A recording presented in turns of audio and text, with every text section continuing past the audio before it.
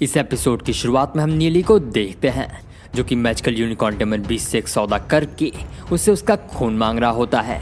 वहीं दूसरी तरफ नीली की इस बात को सुन के वो डेमन बीस्ट भड़क जाता है, जिसके बाद वो उससे कहता है कि इंसान, तुम्हें क्या लगता है तुम मुझे इतनी आसानी से बेवकूफ़ बना के मुझसे मेरा खून ले लोगे।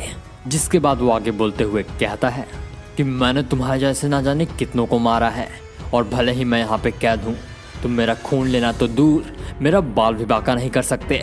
और उस बीस्ट की ये बात नीली के दिल पे लग जाती है। जिसके बाद वो आगे उस बीस्ट से कहता है, अच्छा तो ऐसी बात है, अब तो मैं तुम्हारा खून लेके ही जाऊंगा। और ऐसा बोल के नीली अपने दोस्त द्वंजन से उसका थोड़ा सा खून मांगता है। जिसके बाद द्वंजन नीली की बात मान के उसे अपना खून दे देता है। और द्वंजन का खून मिलने के बाद नीली उस बीस्ट के चारों तरफ कुछ निशान बनाने लगता है। वहीं दूसरी तरफ नीली को ऐसा करता हुआ देख के उसके कई सारे दोस्त उससे ये पूछने लगते हैं कि आखिर वो ये सब क्या कर रहा है।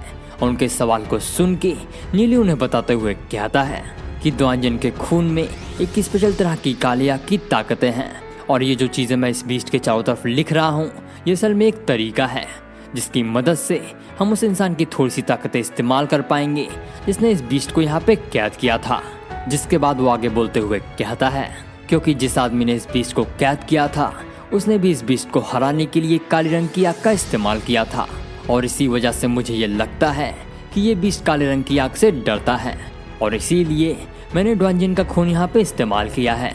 और उन सभी को ये सारी बातें बताने के बाद नीली अपनी ताकतों का इस्तेमाल करके उस बीस्ट के चारों तरफ आग लगा देता है। वहीं दूसरी तरफ उस आग को देख के वो बीस्ट मन ही मन घबराने लगता है। जिसके बाद फिर सीन चेंज होता है और हम दो लोगों को देखते हैं और ये दोनों लोग फेदर गॉड सेक्ट से आए होते हैं, जिसमें से पहला इंसान फेदर गॉड सेक्ट का लीडर है और दूसरा उसका बेटा है। और ये दोनों लोग इस समय नीली और बाकी सभी पे नजर रख रहे होते हैं। और उन सभी को देखते हुए उस सेक्ट लीडर का बेटा उसे बताते हुए कहता है कि डैड, मैंने आपसे पहले भी कहा था कि ये लड़का मुझसे भी ज़्यादा टैलेंटेड और होशियार है, लेकिन उस समय आपने मेरी बात नहीं मानी थी। लेकिन अब आपको ये भरोसा हो गया होगा कि मैं सही था। और उसकी इस बात को सुन के वो सेक्ट लीडर आगे कहता है कि ये लड़का वाकई में होशियार है और मैंने इतने सालों में इतना टैलेंटेड लड़का कभी नहीं देखा। और अगर ये हमारे सेक्ट को ज्वाइन कर ले तो इसकी मदद से हमारा सेक्ट और भी ताकतवर बन सकता है। जिसके बाद वो वहाँ पे आए बहुत सारे सेक्ट के लीडर्स और एल्डर से आगे बोलते हुए कहते हैं कि इस साल के बच्चे पिछले साल के मुकाबले काफ़ी ज़्यादा टैलेंटेड हैं। और जैसा कि हमने डील किया था, सबसे पहला स्टूडेंट हमारा फेदर गॉड सेक्ट चुनेगा। और उनकी इस बात को सुन के वहाँ पे बैठे हुए सभी लोग हंसते हुए उनको हाँ बोलते हैं। और तभी वहाँ पे एक अनजान औरत की एंट्री होती है जो कि डेमन गॉड सेक्ट से एक स्टूडेंट को चुनने के लिए यहाँ पे आई होती हैं। और वहाँ पे आके वो फेदर गॉड सेक्ट के लीडर से कहती हैं कि हम सभी लोग यहाँ पे अपने सेक्ट के लिए कुछ स्टूडेंट्स को चुनने के लिए आए हुए हैं और मुझे इस बात से कोई फर्क नहीं पड़ता कि पहले स्टूडेंट्स को आप चुन रहे हैं या फिर कोई और। जिसके बाद वो फेदर गॉड सेक्ट के लीडर से एक सवाल पूछते हुए कहती हैं कि वैसे मैं ये पूछना तो नहीं चाहती, लेकिन आप किस स्टूडेंट को चुनने वाले हैं। और उनके सवाल को सुन के फेदर गॉड सेक्ट के लीडर उन्हें ये बताते हैं कि वो नीली को चुनने वाले हैं। और उनके इस जवाब को सुन के वो औरत आगे उनसे पूछते हुए कहती हैं कि नीली ही क्यों, और वैसे भी यहाँ पे नीली से ज़्यादा टैलेंटेड लड़के मौजूद हैं, जैसे कि वो सफ़ेद बालों वाला लड़का कल्टीवेशन के मामले में वो नीली से कई गुना ज़्यादा ताकतवर है। हालांकि उनकी इस बात को सुन के फेदर गॉड सेक्ट के लीडर आगे कुछ नहीं बोलते हैं। और उनकी इस खामोशी को देख के वो औरत मुस्कुराते हुए आगे कहती हैं कि अगर आपको अपना फैसला नहीं बदलना है तो फिर ठीक है, और वैसे भी ये चीज़ मेरे लिए ही फ़ायदेमंद होने वाली है। और उनकी इस बात को सुन के वहाँ खड़े एक दूसरे एल्डर उनसे ये पूछने लगते हैं कि आखिर वो किस स्टूडेंट को चुनने वाली हैं। और उनके इस सवाल को सुन के वो औरत उन्हें ये बताती हैं कि नीली के साथ में आई हुई उन दोनों लड़कियों को वो अपने साथ चुन के अपने सेक्ट ले जाएंगी। और उन दोनों के इस फैसले को देख के वो तीसरे एल्डर बोलते हैं कि अगर ऐसी बात है तो उस सफ़ेद बालों वाले लड़के को मैं अपने साथ अपने सेक्ट ले जाऊंगा। जिसके बाद में फिर सीन चेंज होता है और हम दोबारा से उस पैगोडा के अंदर का सीन देखते हैं, जहाँ पे हम उस बीस्ट को देखते हैं जो कि उस आग के अंदर तड़प रहा होता है। और तड़पने के साथ साथ वो नीली से चिल्लाते हुए कहता है कि लड़के, अगर दम है तो एक बार मुझे आज़ाद करके देख। अगर मैंने तुम्हारी हड्डियां ना तोड़ दी तो मेरा नाम बदल देना। और उसकी इस बात को सुन के नीली मुस्कुराते हुए कहता है कि मेरी छोड़ो, तुम अपनी सोचो, क्योंकि बस थोड़ी ही देर में तुम पूरी तरह से भुनने वाले हो।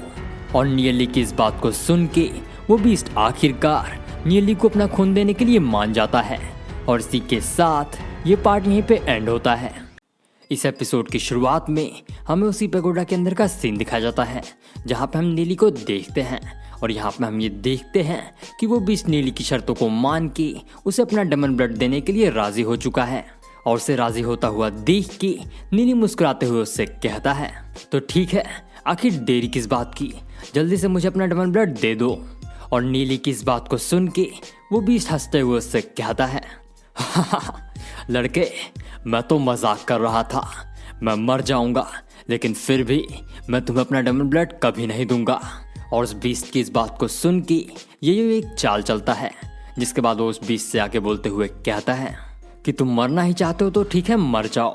मैं मानता हूँ कि तुम्हारे मरने के बाद हमें तुम्हारी डेमन सोल स्पिरिट नहीं मिलेगी, लेकिन मैंने सुना है कि हेवनली यूनिकॉर्न डेमन बीस्ट का शरीर भी किसी खजाने से कम नहीं होता है, क्योंकि उस शरीर के अंदर बहुत सारी ऐसी चीजें होती हैं जो हम इंसानों के लिए वरदान से कम बिल्कुल नहीं हैं, जैसे कि तुम्हारा नाखून, तुम्हारी सींगें, तुम्हारी आंखें, तुम्हारे दांत वगैरह वगैरह। और नीली की इस बात को सुन के नीली का एक दोस्त उस बीस्ट को आगे डराते हुए कहता है कि नीली, अगर ऐसी ही बात है तो हमें इस बीस्ट को मार के इसे उबाल देना चाहिए, क्योंकि जीते जी तो ये हमारी मदद नहीं करना चाहता है, कम से कम मर के ही कर दे। वहीं दूसरी तरफ नीली और उसके दोस्त की ऐसी बातें सुन के वो बीस्ट घबराने लगता है। और घबराने के साथ साथ वो अपने मन में सोचते हुए कहता है कि ये इंसान बड़े ही स्वार्थी हैं। हाँ, अच्छा खासा मैं अपनी ज़िंदगी जी रहा था, इंसानों को पकड़ के उन्हें मार के खाता था, लेकिन पता नहीं कहाँ से एक दिन वो आ गया और लाके यहाँ पे मुझे बंद करके चला गया। अब तो मेरी ज़िंदगी कुत्ते जैसी हो गई है।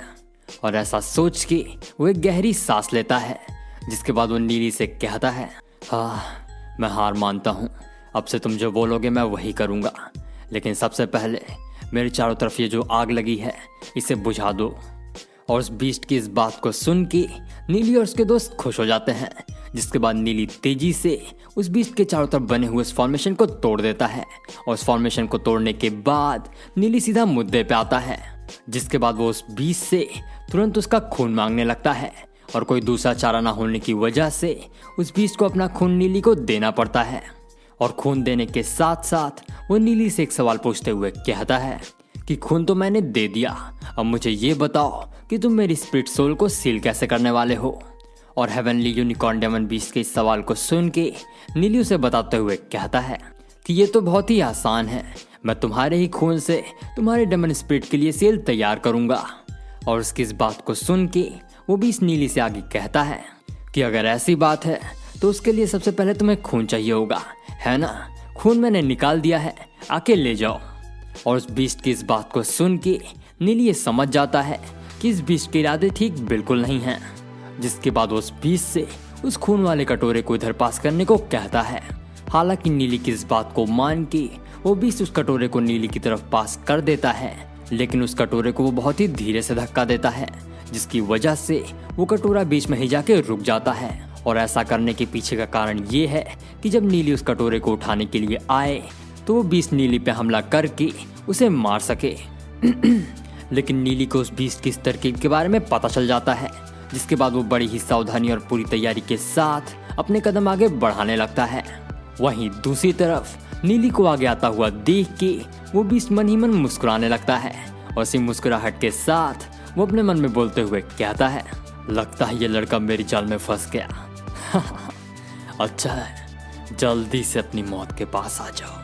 हालांकि उसकी ये खुशी ज़्यादा देर तक नहीं टिकती, क्योंकि नीली के दोस्त अपनी ताकतों का इस्तेमाल करके उस बीस्ट का ध्यान बटाने लगते हैं, जिसकी वजह से वो बीस्ट नीली के ऊपर ध्यान नहीं दे पाता। वहीं दूसरी तरफ नीली भी अपनी ताकतों का इस्तेमाल करके बड़ी ही चालाकी के साथ उस बीस्ट के खून को हासिल कर लेता है। और इसी के साथ ये पार्ट यहीं पे एंड होता है।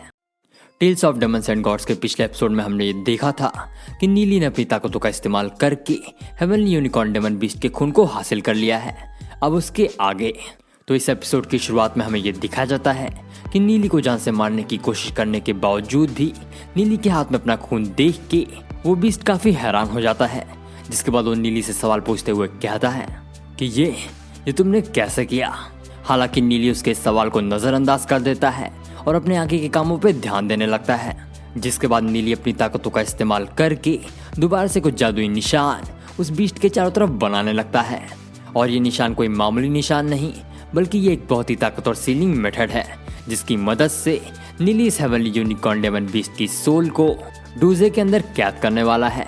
वहीं दूसरी तरफ नीली को दोबारा से अपने चारों तरफ निशान बनाता हुआ देख के वो बीस्ट और भी ज्यादा घबराने लगता है।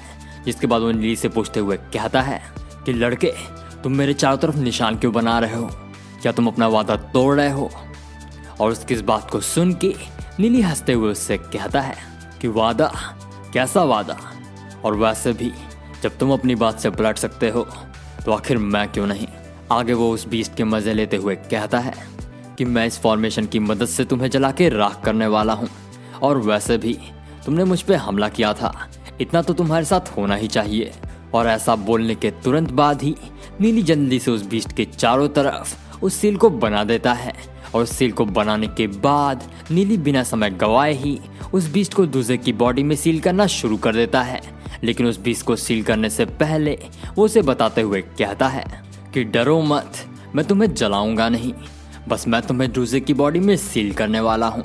और ये काम मैं तुम्हारे खून की मदद से करूँगा। और जब तुम डूजे की बॉडी में सील हो जाओगे तो तुम्हारी ताकतें और तुम्हारी सोल दोनों ही डूजे के काबू में आ जाएंगी। तो तुम उसे चोट पहुंचाने के बारे में सोचना भी मत। और अगर तुम्हारा कोई सवाल हो तो तुम मुझसे अभी ही पूछ सकते हो। और नीली की इस बात को सुन के वो बीस्ट नीली से पूछते हुए कहता है कि क्या हो अगर ये मर जाए। और उस बीस्ट की इस बात को सुन के नीली उसे जवाब देते हुए कहता है कि इस सवाल का जवाब तो मुझे नहीं पता, लेकिन अच्छा होगा अगर तुम ऐसा ना होने दो, क्योंकि बाकी सारी चीज़ों के बारे में तो मैं नहीं जानता। लेकिन एक चीज़ जो मैं जानता हूँ वो ये है कि तुम्हारी जिंदगी इसके काबू में है।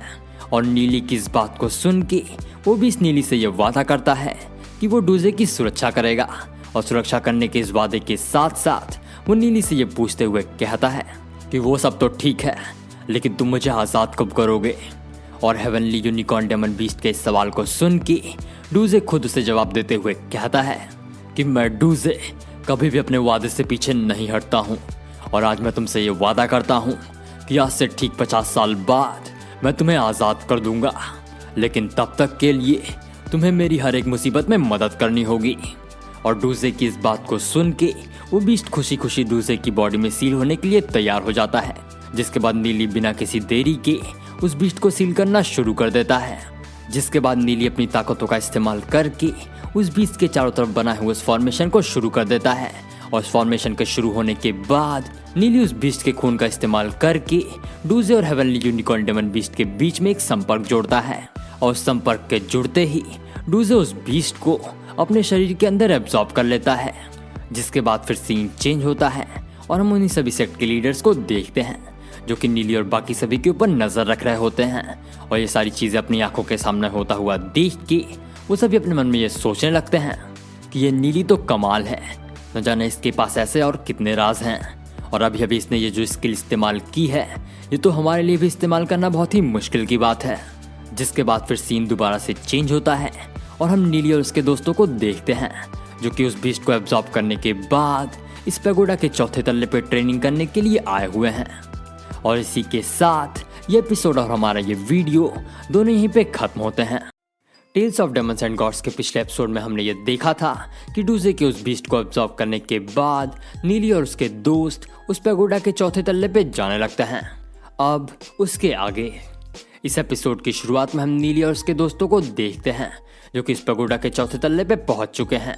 वहीं दूसरी तरफ नीली और उसके दोस्तों को उस पैगोडा के चौथे तल्ले पे आता हुआ देख के वहां पे मौजूद कुछ लोगों में से एक लड़का अपने मन में सोचते हुए कहता है कि अगर ये सभी लोग इस पैगोडा के चौथे तल्ले तक पहुंच सकते हैं तो इसका मतलब ये है कि कल्टीवेशन के मामले में ये सभी लोग मेरे ही जितने टैलेंटेड हैं।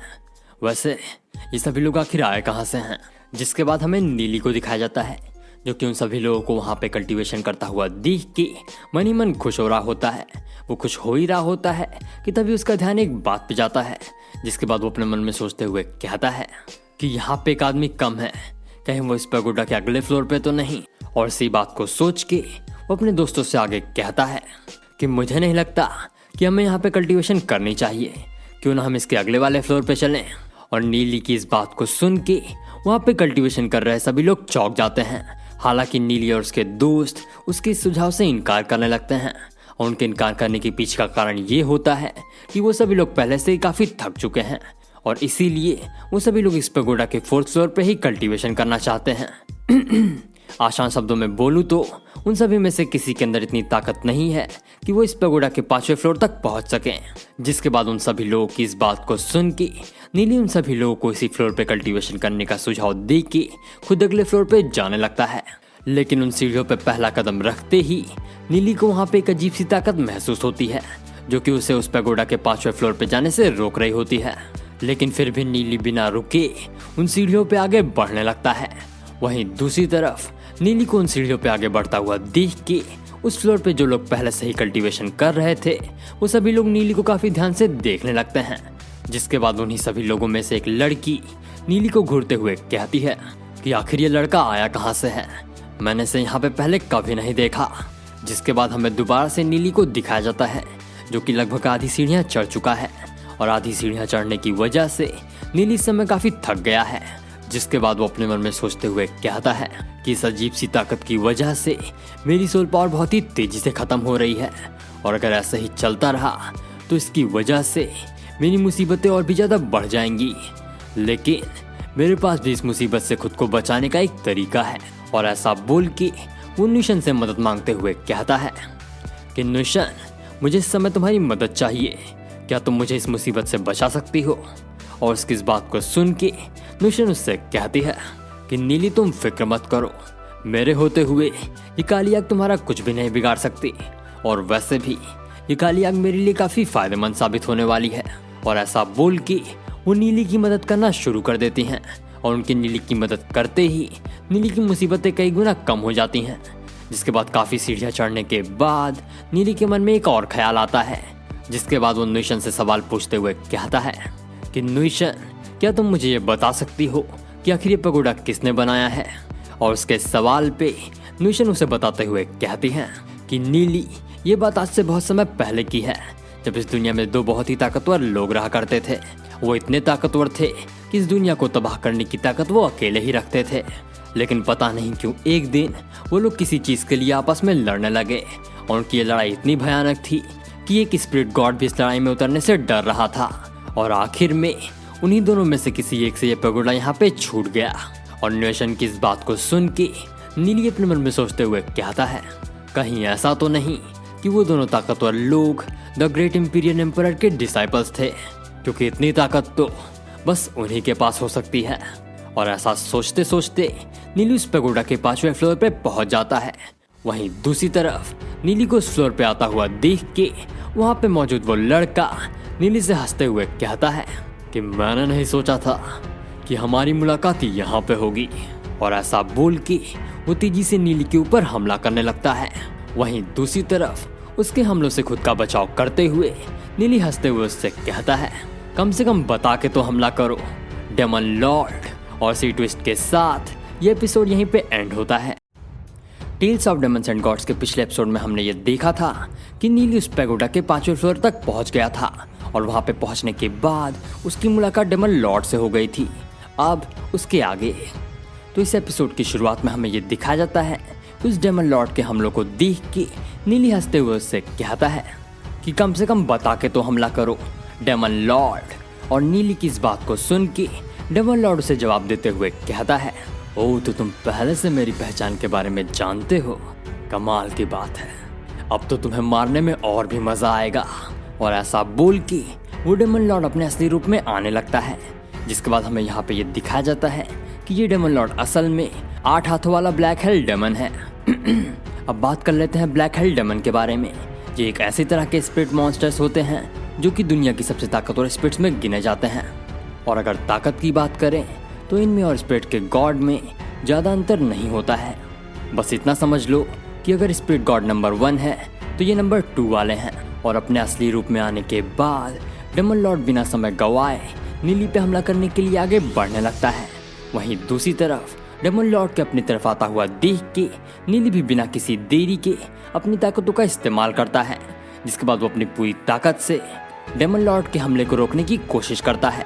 लेकिन डेमन लॉर्ड की ताकत इतनी ज़्यादा होती है कि नीली ऐसा नहीं कर पाता, जिसके बाद नीली भी अपनी ताकतों का इस्तेमाल करके डेमन लॉर्ड के ऊपर एक हमला करता है। और नीली की ये टेक्निक लाइट एंड डार्कनेस युआंची टेक्निक के नाम से जानी जाती है। हालांकि वो डेमन लॉर्ड बड़ी ही आसानी से अपनी ताकतों का इस्तेमाल करके नीली के उस हमले को रोक लेता है। लेकिन उस हमले को रोकते समय वहाँ पे एक बहुत बड़ा धमाका हो जाता है, जिसकी वजह से वो पूरा कमरा धुएं से भर जाता है। जिसके बाद उसी धुएं को अपनी ताकत बना के वो डेमन लॉर्ड नीली को पकड़ लेता है। और नीली को पकड़ने के बाद वो उसे बास्केटबॉल की तरह पटक के मारने लगता है। और थोड़ी देर तक डेमन लॉर्ड से पिटने के बाद नीली को ये समझ में आ जाता है कि वो डेमन लॉर्ड से इस तरह नहीं लड़ सकता। जिसके बाद वो डेमन लॉर्ड को हराने के लिए एक दूसरा प्लान बनाता है। और उसी प्लान के हिसाब से वो डेमन लॉर्ड के हाथों से बचकर निकलने के बाद अपनी स्पिरिट विंग्स का इस्तेमाल करता है। वहीं दूसरी तरफ नीली को स्पिरिट विंग्स को इस्तेमाल करता हुआ देख के डेमन लॉर्ड हंसते हुए उससे कहता है, मानना पड़ेगा कि तुम काफ़ी टैलेंटेड हो। तुमने इतनी छोटी उम्र में ही स्पिरिट विंग्स को कल्टीवेट कर लिया है, लेकिन मेरी ताकतों के सामने तुम अभी भी कमज़ोर ही हो। और ऐसा बोल के वो डेमन लॉर्ड अपनी एक डेमोनिक स्किल की मदद से नीली के ऊपर एक हमला करता है। वहीं दूसरी तरफ डेमन लॉर्ड को ऐसा करता हुआ देख के नीली काफ़ी घबरा जाता है। इसके बाद वो भी अपनी ताकतों का इस्तेमाल करके एक बहुत बड़ी शील्ड बना लेता है। हालांकि नीली की ये तरकीब डेमन लॉर्ड की ताकतों के सामने नहीं टिकती, जिसके बाद डेमन लॉर्ड एक के बाद एक करके नीली के उन सभी शील्ड्स को तोड़ने लगता है। जिसके बाद एक ऐसा समय आ जाता है जब नीली की सारी शील्ड्स टूट जाती हैं। और सभी शील्ड्स के टूटने के बाद डेमन लॉर्ड अपनी ताकतों का इस्तेमाल करके नीली के ऊपर एक आखिरी हमला करता है। लेकिन उसका यह आखिरी हमला कामयाब होता उससे पहले ही न्यूशन अपनी ताकतों का इस्तेमाल करके नीली को बचा लेती हैं। और नीली को बचाने के साथ साथ वो डेमन लॉर्ड के ऊपर 10-12 ड्रैगन से हमला करती हैं, जिसकी वजह से वो डेमन लॉर्ड उन ड्रैगन से लड़ने में बिजी हो जाता है। और डेमन लॉर्ड को बिजी होता हुआ देख के न्यूशन नीली से कहती है कि क्या तुम्हारे पास इससे लड़ने का कोई तरीका है, क्योंकि मुझे नहीं लगता कि हम लोग ज़्यादा देर तक इसके सामने टिकने वाले हैं। और न्यूशन की इस बात को सुन के नीली उससे आगे कहता है कि फिक्र मत करो, मेरे पास इससे लड़ने का एक तरीका है, लेकिन वो तरीका काम करेगा या फिर नहीं, इस पे मुझे थोड़ा सा डाउट है। और ऐसा बोल के नीली डेमन लॉर्ड पे हमला करने की तैयारी में जुट जाता है। वो अपने हमले की तैयारी कर ही रहा होता है कि तभी उसे डेमन लॉर्ड की एक बात सुनाई देती है, जो कि उससे कह रहा होता है कि आज के लिए इतना काफ़ी है। तुमसे लड़के एक बात तो मुझे समझ में आ गई कि तुम एक स्पिरिचुअल प्रैक्टिशनर बिल्कुल नहीं हो। जिसके बाद वो आगे बोलते हुए कहता है कि मैं हमेशा से ये जानना चाहता था कि आखिर तुमने यहाँ तक कल्टीवेशन करने के लिए कौन सा तरीका इस्तेमाल किया है। फिक्र मत करो, मैं तुम्हें आज बिल्कुल नहीं मारूंगा, और वैसे भी भविष्य में तुम्हें मारने में ज़्यादा मज़ा आएगा। और ऐसा बोल के डेमन लॉर्ड 5वें फ्लोर से 6ठे फ्लोर पे जाने लगता है। जिसके बाद फिर सीन चेंज होता है और हमें दोबारा से उन्हीं सभी सेक्ट लीडर्स को दिखाया जाता है, जो कि ये सारी चीज़ें अपने सामने होता हुआ देख रहे होते हैं। और उन सारी चीज़ों को देखते हुए वो लोग आपस में बात करते हुए कहते हैं कि ये दोनों लड़के काफ़ी ज़्यादा ताकतवर हैं, और इन दोनों की ताकत के बीच में अंतर कर पाना ये काफ़ी मुश्किल है। और उन लोगों की इस बात को सुन के एक दूसरे सेक्ट की लीडर अपना सुझाव देते हुए उन लोगों से कहती हैं कि मुझे लगता है कि वो सफ़ेद बालों वाला लड़का ज़्यादा ताकतवर है। वो लोग आपस में बात कर ही रहे होते हैं कि तभी वहाँ पे एक पोर्टल खुलता है। और इस पोर्टल को अपने सामने खुलता हुआ देख के डेमन सेक्ट के लीडर बाकी सभी से कहते हैं कि हमारे अंडरवर्ल्ड में कोई मेहमान आया है, मैं ज़रा उससे मिल के आता हूँ। और ऐसा बोल के वो उस पोर्टल के अंदर चले जाते हैं। और इसी के साथ ये एपिसोड यहीं पे ख़त्म होता है। वीडियो पसंद आई हो तो इस वीडियो को लाइक और चैनल को सब्सक्राइब करना ना भूलें।